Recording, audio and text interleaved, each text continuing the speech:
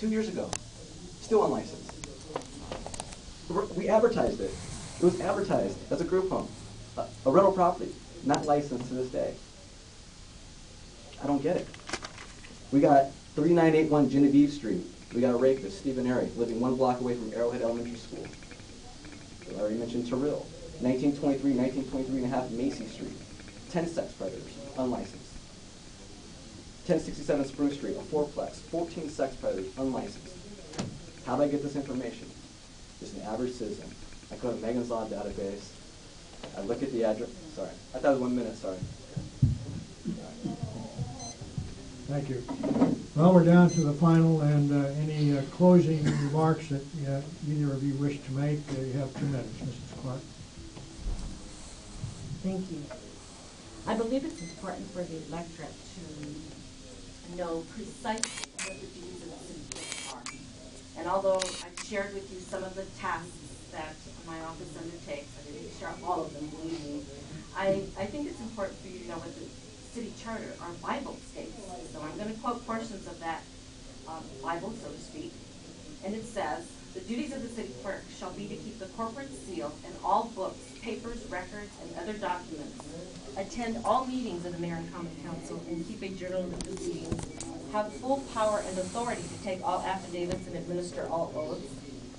Official books and records shall be kept properly indexed and be open to public inspection, shall number and keep a record of all demands allowed, shall issue all licenses and countersign all warrants in the city treasury, and shall do and perform all other acts required by the charter, by ordinance, or by the Mayor and Common Council." I believe I have carried out these responsibilities to the best of my ability. I have conducted elections openly and fairly and honestly. I've treated all citizens with respect. My staff has worked very, very hard to continue to bring in much needed revenue to the city. And I believe I have earned your vote, and I hope that you will re-elect me, those of you who live here, on November 6th. Thank you very much.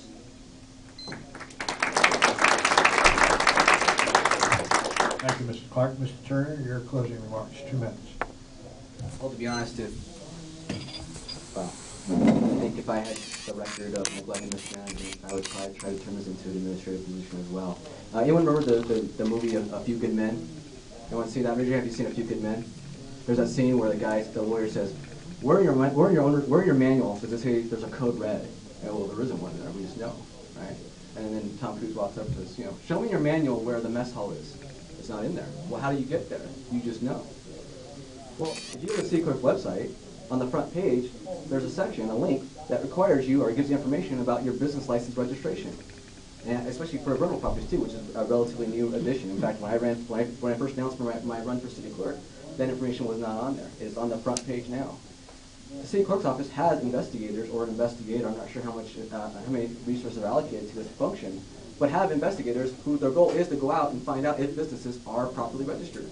So she can try to say that this is an administrative position, but the fact of the matter is, it's administrative because she wants to hide from a record of neglect and mismanagement.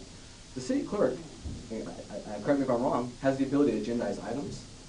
The city clerk has the is an executive role, accountable to the voters, to operate under the purview of the charter, and as long as you don't break the charter, you can do certain things. And nothing going out and getting that license, rental property license is breaking the charter.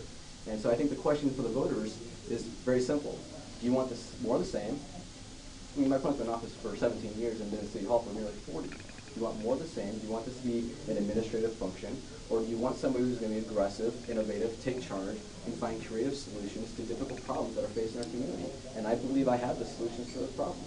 And the way you solve those problems is by basically cracking down the quality of people who are living in the city, and we have too many people who simply should not be here. And I think we need to run that down. Thank you.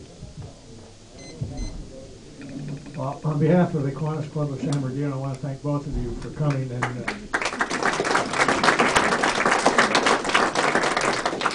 just remember, next week we'll kind of go through the same drill with the same questions for the city attorney's candidates. I swear I'll get better. Thank you, Dick.